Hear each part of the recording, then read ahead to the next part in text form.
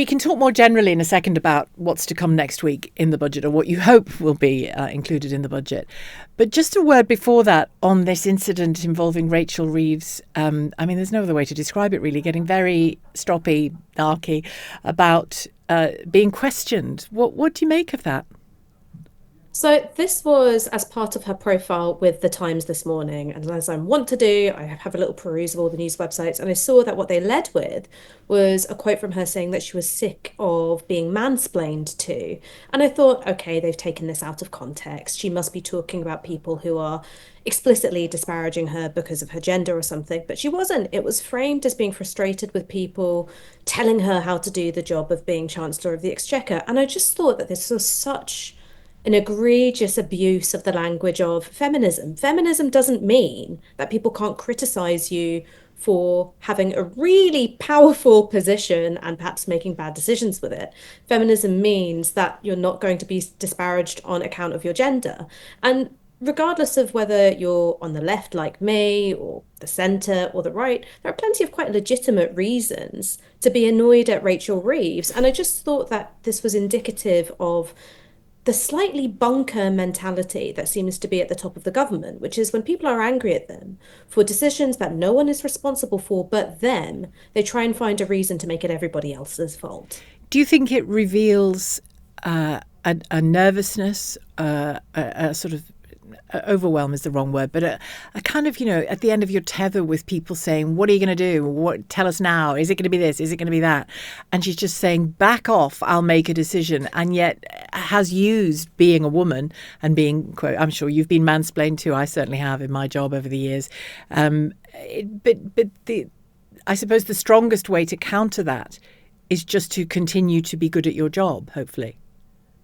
Well, and I think this is a problem with politicians sometimes, is that they get very tetchy. And I understand that being criticized is annoying. It gets under your skin. That's why I'm not a Well, politician. I you know I are on couldn't take social it. media. I am on social media. You don't go on X and think everyone's going to say, you're fantastic, because that's not what happens, is it?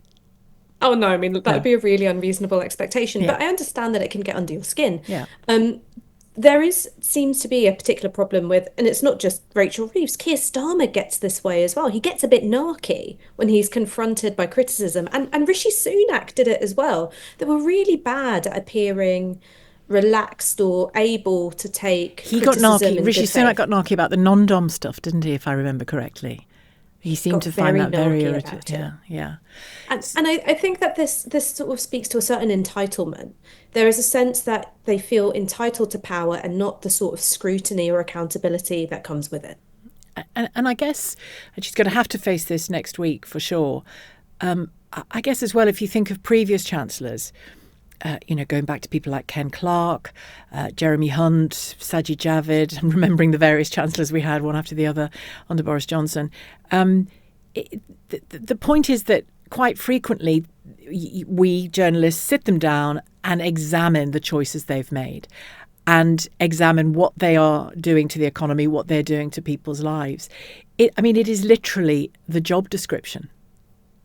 It absolutely is the job description. And I think that this is something which is quite important to understand about Rachel Reeves, which is she's clearly a clever woman. But I think that one of the mistakes that she makes is that she's led by tactics and not strategy. And the best way I can explain the difference is tactics is about winning the battle, strategy is about winning the war. So part of her tactic when she was in opposition to differentiate herself from Liz Truss was Mm. to say, okay, the OBR gets to do these forecasts, and I'm really going to be led by what the OBR says, which means if you're Chancellor of the Exchequer, you've basically said, these guys at Aquango kind of hold the whip hand over what I'm going to do as Chancellor. You're saying I'm Another a tactic, technocrat, not an elected politician representing you, the British public. these people who nobody really knows than I am to you, the British public. Yeah. Another way, which was tactics rather than strategy, was in order to get past, the brutal media that can be part of contesting a general election. She said, okay, no income tax rises, no VAT rises, no corporation tax rises. And then we had this weird wobble over the last 2 weeks where there was some briefing that maybe income tax would go up, and then there was a U-turn that wasn't really a U-turn because nothing had been made public. And it seemed like she got all of the the flack for putting up income tax without any of the actual good stuff, which is the money.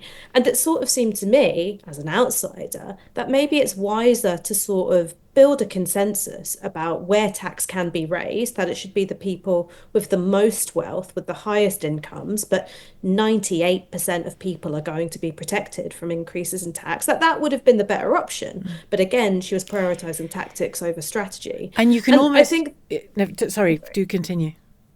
I was going to say, I think that this is a feature of the Keir Starmer government, and that's why so much feels bitty or short-sighted, where they're constantly having to go back on their word. It's because they're always framing things in these very short-termist ways, rather than what do they want to achieve as a government at the end of 5 years. Yeah, and I think an interesting example of that, it's not quite this a parallel with the no income tax VAT, NI rises, but it's nearly there. You talked about building a consensus.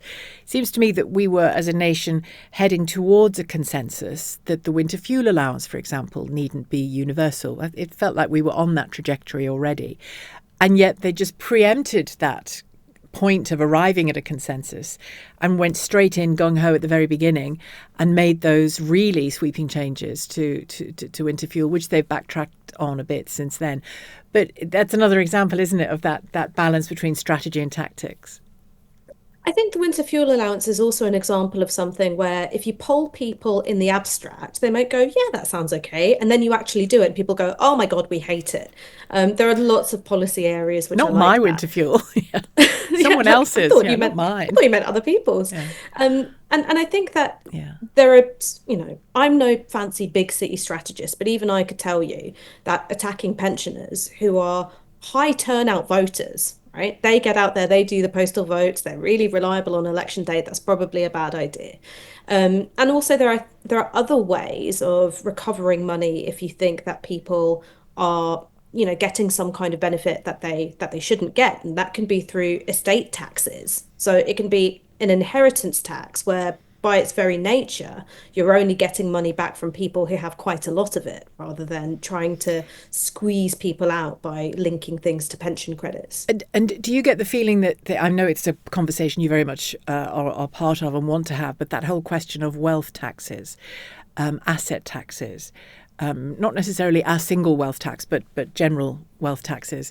Do you think that is going to be a big part of the budget conversation next week? Almost whatever she does, whether she goes for it or doesn't go for it in a big way, it will be a big part of the aftermath.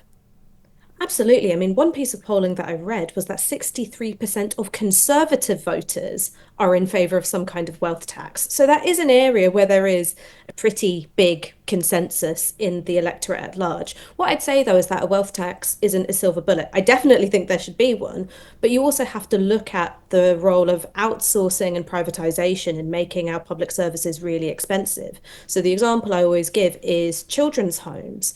I think something like a quarter or more of residential children's homes are run by companies which are backed by private equity, which means your money as a taxpayer, which should be looking after really vulnerable children, is being gobbled up by private equity. And that makes the service really expensive. And on that, don't you think the intervention or the speech that the Princess of Wales gave this week about that was interesting? She talked about running businesses essentially with heart and care at the centre of things rather than profit. And I thought, oh, I know you're not the Queen yet, but that feels a bit political. It did to me. And she was talking about the kind of thing you've just mentioned. Look, I think that is a platitude, which is very welcome. But the thing I would always advise is look at the kind of tax benefits and profit that the royal family is able to make from the public purse. So one such example is the way in which they lease out their land for things like prisons or other kinds of use. We're basically paying them to use land which has come from centuries and centuries of inherited wealth. So it's very nice to hear the Princess of Wales say run business with heart and not profit, but my response is always, you first. Okay. Thank you very much, Ash. Good to talk to you.